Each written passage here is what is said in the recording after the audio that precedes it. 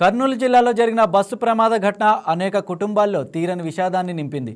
అయితే ప్రమాదానికి గురైన బస్సుపై తెలంగాణలో 16 చలాన్లు ఉండడం విశేషం. అందులో హై స్పీడ్ డేంజరస్ డ్రైవింగ్ ఫైన్లు కూడా ఉన్నాయి. అంటే ఈ బస్సును ఎంత నిర్లక్ష్యంగా నడుపుతున్నారో అర్థమవుతోంది.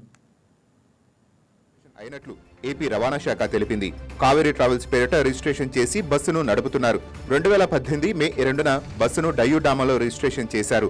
ఈ బస్సుకు 2030 ఏప్రిల్ 30 వరకు టూరిస్ట్ పర్మిట్ జారీ అయింది. ప్రమాదానికి గురైన బస్సు ఫిట్ గా ఉందని ఏపీ రవాణా శాఖ ప్రకటించింది.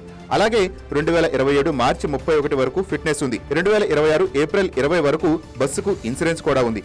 ఈ బస్సు ఫిట్ గానే ఉందని, బైక్ ను బలంగా ఢీకొట్టడం వల్లే బస్సులో మంటలు వచ్చాయని ఏపీ రవాణా శాఖ చెప్తోంది. ఈ ఘటనపై అన్ని కోణాల్లో పూర్తి స్థాయిలో దర్యాప్తు చేస్తున్నట్లు ప్రకటించింది. అయితే ప్రమాదానికి గురైన బస్సు అనేకసార్లు ట్రాఫిక్ నిబంధనలు ఉల్లంఘించినట్లు రవాణా శాఖ గుర్తించింది. ఒక్క తెలంగాణలోనే 16 ట్రాఫిక్ ఉల్లంఘనలు జరిగినట్లు గుర్తించారు. 2024 జనవరి 27 నుంచి 2025 అక్టోబర్ 9 వరకు ఈ బస్సు 16 సార్లు ట్రాఫిక్ నిబంధనలు బ్రేక్ చేసినట్లు తెలిసింది. హైదరాబాద్ నుంచి నిత్యం బెంగళూరు ప్రయాణించే ఈ బస్సు 9 సార్లు తెలంగాణలో నో ఎంట్రీ జోన్ లోకి ప్రవేశించింది. అలాగే హై స్పీడ్ డేంజర్ డ్రైవింగ్ ఉల్లంఘన పైన చలానాలు పడినట్లు గుర్తించారు. ప్రమాదానికి గురైన బస్సుపై 23,120 రూపాయల ఫైన్లు పెండింగ్ లో ఉన్నట్లు గుర్తించారు. అయితే బస్సు ఎంత ఫిట్నెస్ తో ఉన్నా, సరైన డ్రైవర్ లేకపోయినా, ర్యాష్ డ్రైవింగ్ చేసినా ప్రయాణికుల ప్రాణాలతో చెలగాటమాడినట్లే కదా అనే వ్యాఖ్యలు వినిపిస్తున్నాయి.